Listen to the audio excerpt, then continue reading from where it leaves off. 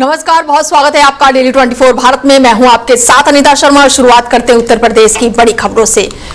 UP के CM Yogi Adityanath ने प्रदेश के कई जिलों में फसलों में आग लगने की घटनाओं का संज्ञान लेते हुए अधिकारियों को सख्त निर्देश दिए हैं। प्रभावित किसानों के नुकसान का तत्काल आकलन किया जाए और उन्हें समय पर उचित मुआवजा उपलब्ध कराया जाए। मुख्यमंत्री ने स्पष्ट रूप से कहा है कि राहत कार्यों में किसी भी प्रकार की ढिलाई बर्दाश्त नहीं की जाएगी और प्रशासन पूरी संवेदनशीलता के साथ किसानों की मदद सुनिश्चित करे। उन्होंने संबंधित अधिकारियों को निर्देशित किया है कि घटनास्थल का तत्काल निरीक्षण करें और वास्तविक स्थिति की रिपोर्ट वो तैयार करे और साथ ही प्रभावित किसानों को शीघ्र राहत पहुंचाई जाए ताकि उन्हें आर्थिक संकट से उभरने में सहायता मिल सके। खबर यूपी के कानपुर से है, जहां खेतों के बीच संचालित हो रहे साइबर ठगी नेटवर्क का पुलिस ने बड़ा खुलासा किया है। पुलिस कमिश्नर रघुवीर लाल के नेतृत्व में ड्रोन सर्विलांस के बाद से छापेमारी करके 20 साइबर अपराधियों को गिरफ्तार किया गया है, जबकि 17 आरोपी अभी भी फरार बताए जा रहे हैं। आरोपियों द्वारा सरकारी योजनाओं के नाम पर रोजाना दर्जनों लोगों से ठगी की जा रही थी और अब तक करीब 2 करोड़ रुपए की धोखाधड़ी सामने आई है। मौके से कई मोबाइल फोन, फर्जी दस्तावेज और म्यूनल बैंक खाते वो बरामद किए गए हैं। इसके साथ ही पुलिस पूरे नेटवर्क को खत्म करने के लिए लगातार कार्रवाई कर रही है। अपने यहाँ पर एनसीआरपी पोर्टल होता है और उसमें प्रतिबिंब पर इनका हमारे ये रियोना थाना के कुछ गांव में रेड स्पॉट, हॉट स्पॉट के रूप में चिन्हित हो गए। यहाँ से मल्टी कॉल होना डिफरेंट जगह पर, ये देश के विभिन्न राज्यों में यहाँ से कॉल होती है और वो उस लोकेशन जनरेट होती है, वो हमारा रियोना थाना का हॉट स्पॉट होता है। ये हमारे पास सूचनाएं थी, लगभग 15-16 एप्लीकेशन डिफरेंट शिकायतों की हमारे पास फॉरवर्ड होके आई है अलग अलग राज्यों से, जैसे कर्नाटक है, झारखंड है, बिहार है, उड़ीसा है, झारखंड है, दिल्ली है, हरियाणा है, उत्तर प्रदेश के अन्य जनपदों से जहां जहां इनके द्वारा फ्रॉड किए गए हैं, वहां इस लोकेशन से इनके मोबाइल का डिटेल, इनके मोबाइल नंबर और इनके जो मोबाइल सेट है उसके आधार पर ये जगह लोकेट हुई है और ये हॉट स्पॉट के तौर पे हमारे यहाँ पर आइडेंटिफाई हो।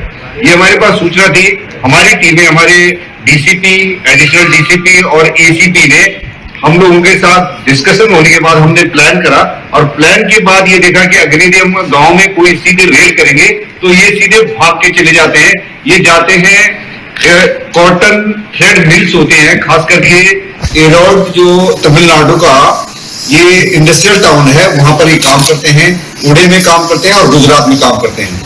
ये यहाँ से भागकर वो एरिया चले जाते हैं, पकड़ना बहुत मुश्किल। वहीं उन्नाव जिले में 1 अप्रैल से गेहूं खरीद प्रक्रिया शुरू होने के साथ ही किसानों को बड़ी राहत मिली है।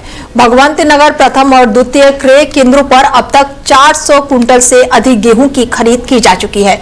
किसानों की सुविधा के लिए केंद्रों पर पेयजल, बैठने की व्यवस्था और टोकन प्रणाली के साथ ही पारदर्शी तौल व्यवस्था सुनिश्चित की गई है, जिससे खरीद प्रक्रिया सुचारू रूप से संचालित हो रही है। और इस साल गेहूं का न्यूनतम समर्थन मूल्य वो 2000 से ज्यादा है। ऐसे में निर्देश दिया गया है कि किसानों को फसल बेचने के 24 घंटे के भीतर ही भुगतान उनके खाते में किया जाए। प्रशासन द्वारा किसानों से अपील की गई है कि वो अपने गेहूं सरकारी क्रय केंद्रों पर ही बेचे। खरीद के लिए पंजीकरण अनिवार्य किया गया है, जिससे किसान ऑनलाइन पोर्टल, जन सेवा केंद्र, यूपी किसान मित्र ऐप या फिर क्रय केंद्रों पर निःशुल्क करा सकते हैं। देखिए, मार्केट में सबसे ज्यादा तो यह है कि मार्केट में गेहूं का रेट 2250-2300 रुपए चल रहा है, तो यहाँ पे 2585 रुपए दिया जा रहा है ना। तो सबसे ज्यादा लाभ तो यही हो रहा है और उसका आप लोग बाहर देख रहे हैं कि ट्रॉलियां लगी हुई है, तो यही सबसे ज्यादा लाभ है इन लोगों के लिए कि यहाँ आसानी से हो रहा है। पर थोड़ी सी दिक्कत ये रहती है कि किसान चाहते हैं आज खरीद हो जाए तो संभव नहीं है, तो उसके लिए हमने टोकन व्यवस्था बनवाई है और लगभग 120 लोगों का टोकन लग चुका है, तो उसी हिसाब से कर रहा है। जैसे जिसके नंबर आ रहा है उसको बुला के कॉल कर दी जा रही है।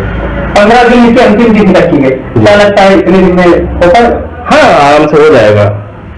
एक्चुअली शुरुआत में ही थोड़ा सा रहता है कि दिक्कत रहती है किसानों को, ये रहता है कि भाई घर ना जाके डायरेक्ट यहाँ पे आ जाए और हो जाए, बाकी फिर आराम से हो जाता है। जनपद के किसानों के लिए क्या संदेश करना चाहेंगे आप?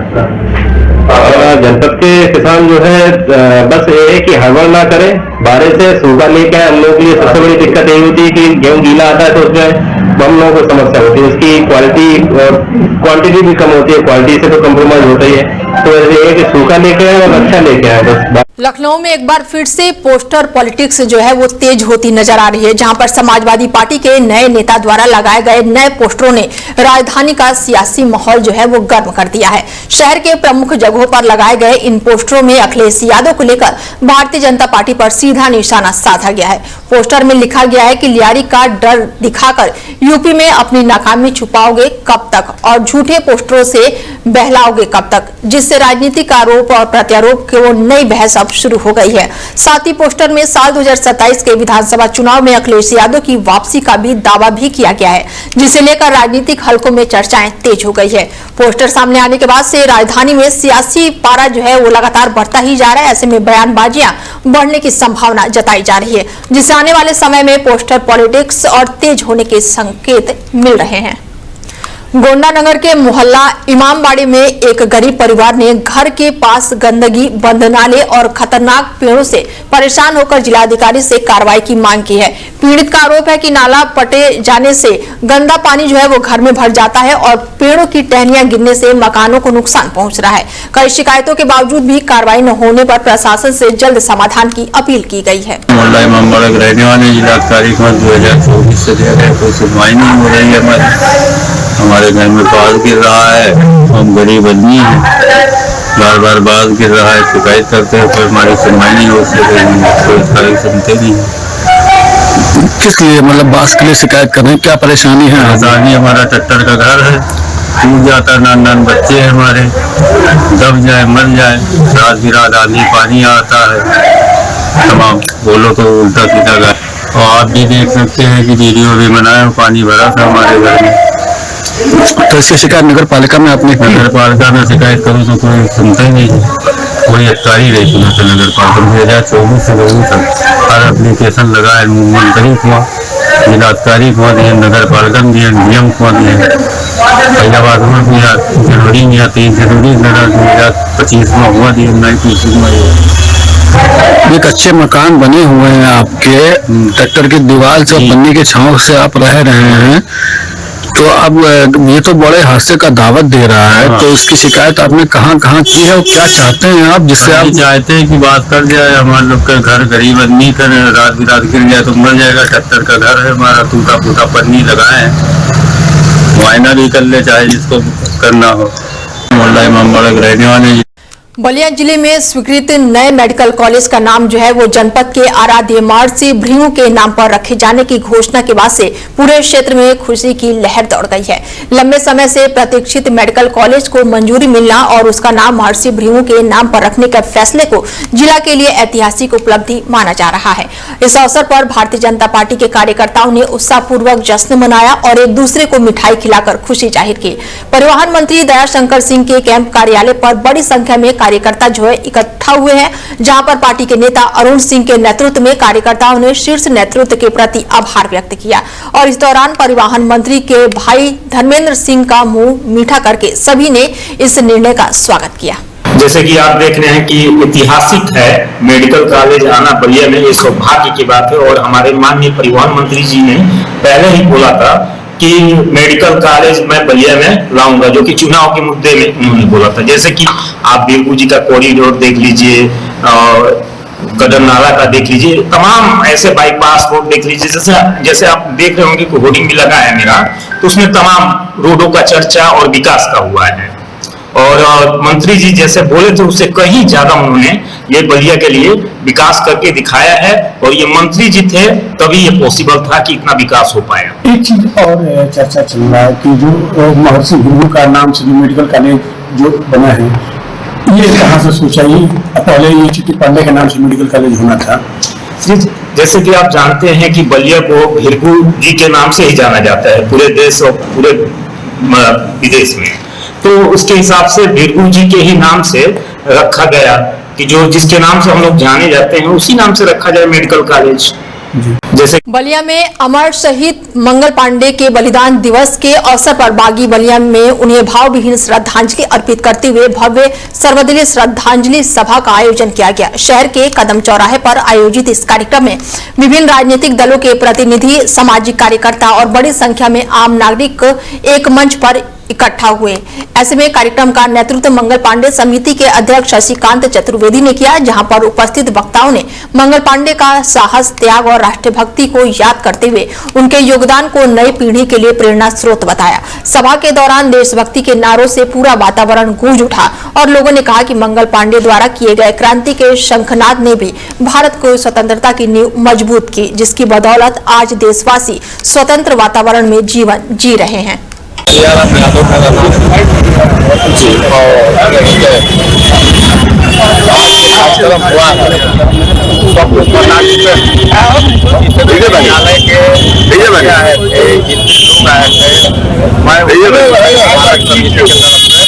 धन्यवाद करता हूँ, स्वागत करता हूँ, बच्चों को कामना करता हूँ। शहीद मंगल पांडे की आज शहादत दिवस थी। 8 अप्रैल को ही उनको फांसी के फंदे को चूम लिए और भारत माँ को आजाद कराने का काम किए और अपना सर्वोच्च बलिदान देने का काम किए। उस अवसर पर हर साल शहीदों की चिताओं पे लगेंगे हर बरस मेले, वतन पे मरने वालों की बाकी यही निशा होगी। हम लोग यहाँ शहीदी मेला लगाने का काम करते हैं।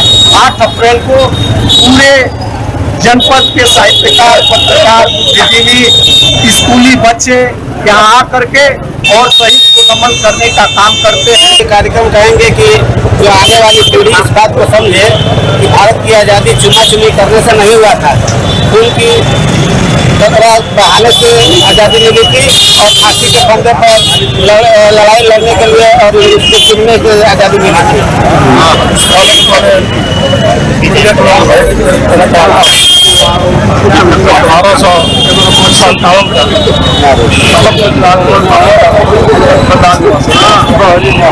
आप जानते होंगे बगल में गाँव नगवा पड़ता है, इसी गाँव के जन्मे और पांडे, पिता का नाम नगा पांडे और माता का नाम माता। और सांस बनाते हैं वो बलिया के मंगल पांडे थे। कुशीनगर जिले के कस्या थाना क्षेत्र में एक साथ लापता हुई 6 युवतियों को पुलिस ने तत्काल कार्रवाई करते हुए कुछ ही घंटों के भीतर सकुशल बरामद कर लिया, जिसे पुलिस प्रशासन और परिजनों ने राहत की सांस ली है। जानकारी के अनुसार लापता युवतियों में 5 बालिग और 1 नाबालिग किशोरी शामिल थी, जिनके अचानक से ही गायब होने से पूरे क्षेत्र में हड़कंप मच गया था और परिजन बेहद ही परेशान हो गए थे। मामले की गंभीरता को देखते हुए पुलिस ने तुरंत ही जांच शुरू करते हुए सीसीटीवी फुटेज खंगालने और साथ ही संभावित जगहों पर लगातार तलाश अभियान भी चलाया और इसी क्रम में पुलिस टीम ने गौर रेलवे स्टेशन से सभी 6 युवतियों को सुरक्षित बरामद कर लिया। इस सफल कार्रवाई के बाद से परिजनों ने पुलिस का आभार जताया, जबकि अधिकारियों ने बताया कि पूरे मामले में जांच जारी है और युवतियों के अचानक गायब होने के कारणों की भी विस्तार से जांच पड़ताल की जा रही है।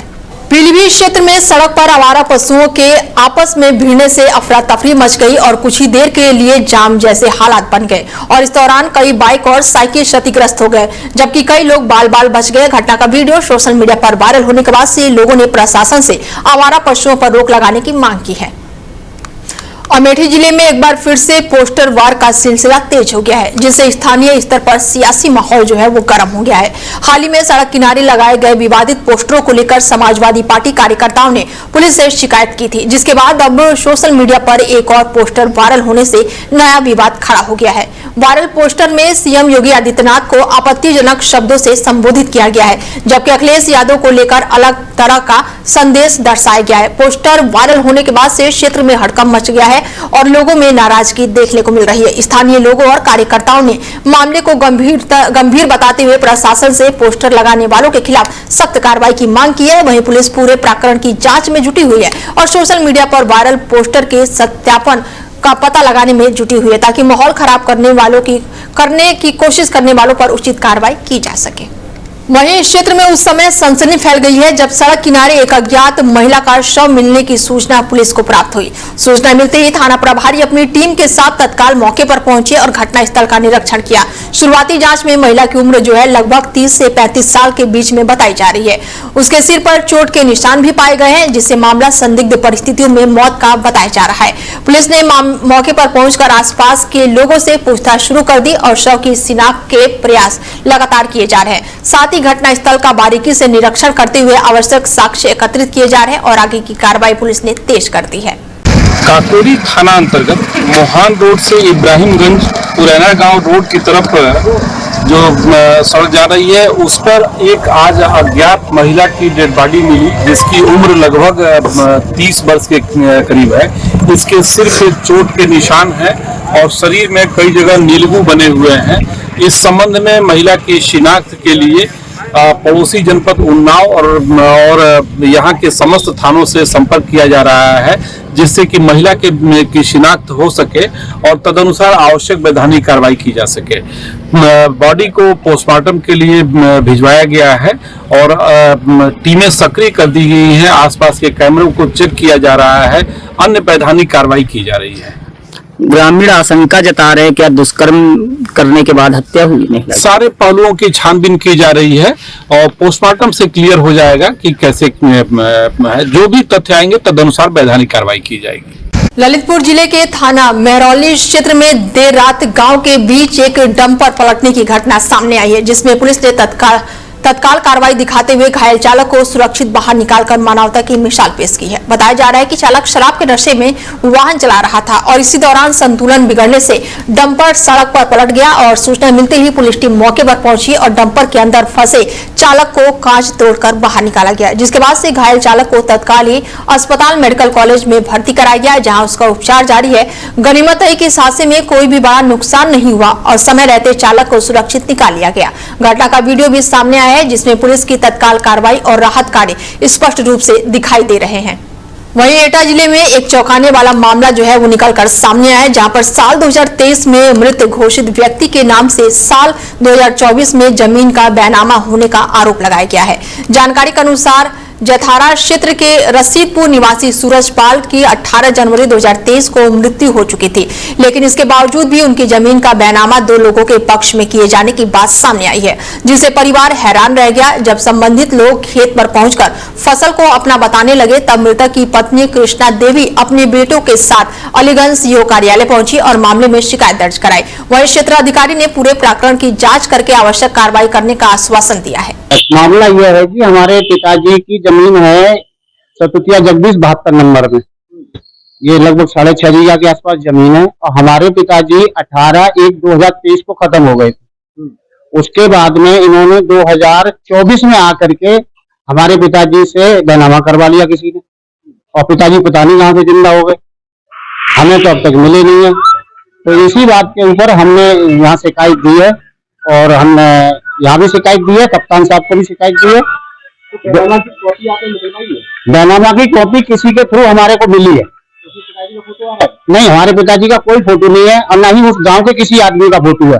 सतुतिया जगदीश के भी किसी गांव का कोई आदमी नहीं है। पता नहीं कैसे बैनामा हो गया, पता नहीं कैसे बैनामा लिख गया, मेरी समझ में नहीं आ रहा कुछ भी।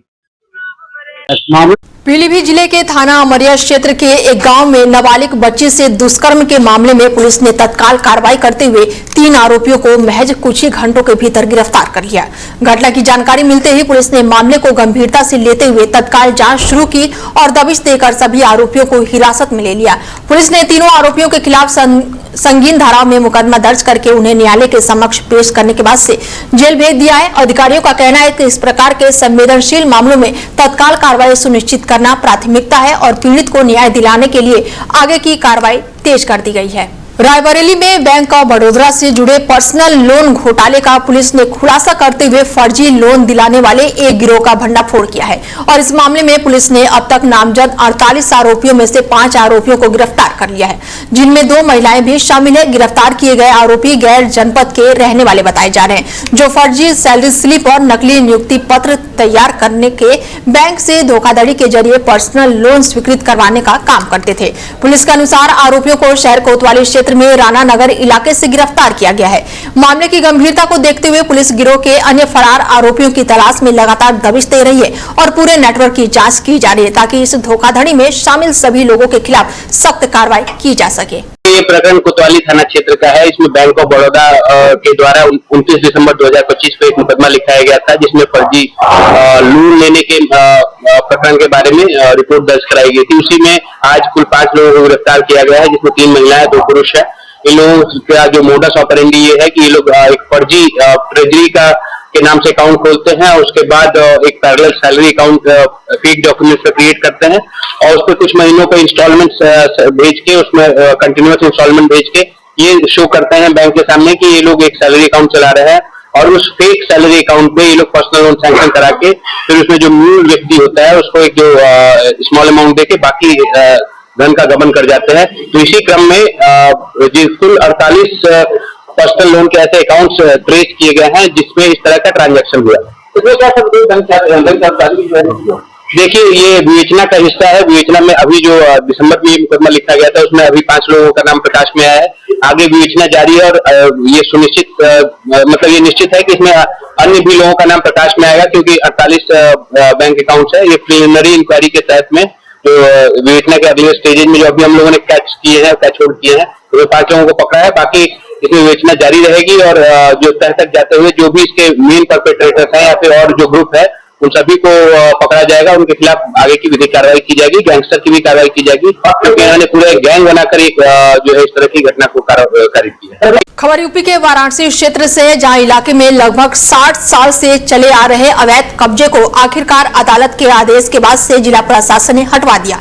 तहसील प्रशासन की निगरानी और भारी पुलिस बल की मौजूदगी में मकान को खाली कराकर वास्तविक मालिक को सुपुर्द कर दिया गया है। बताया गया है कि सालों पहले मानवीय आधार पर एक परिवार को अस्थायी रूप से रहने की अनुमति दी गई थी लेकिन समय के साथ उन्होंने मकान पर स्थायी कब्जा कर लिया जिसके बाद से मामला अदालत तक पहुंचा और लंबी कानूनी प्रक्रिया के बाद से निर्णय जो है वास्तविक मालिक के पक्ष में आया। कोर्ट के आदेश के अनुपालन में जब प्रशासन मौके पर पहुंचा तो हल्का विरोध भी देखने को मिला। हालांकि पुलिस की सतर्कता से स्थिति पूरी तरह से नियंत्रित रही और बाद में कब्जा हटाकर मकान को पूरी तरह से खाली करवा दिया गया। इस कार्रवाई के बाद से क्षेत्र में प्रशासनिक सख्ती को लेकर चर्चा तेज हो गई है। अलीगढ़ के अलीगढ़ मुस्लिम विश्वविद्यालय में एक छात्र के कमरे में पुलिस ने छापेमारी के दौरान पिस्टल, कारतूस, नकली नोट और फर्जी दस्तावेज जैसे कई आपत्तिजनक सामग्री बरामद की है जिससे पुलिस भी हैरान रह गई। बताया जा रहा है कि 6 अप्रैल को एफएम टावर क्षेत्र में हुए विवाद और फायरिंग की घटना के बाद से पुलिस इस मामले की जांच कर रही थी जिसके बाद से सिलसिले में संदिग्ध छात्र की तलाशी में उसके कमरे में दबिश दी गई।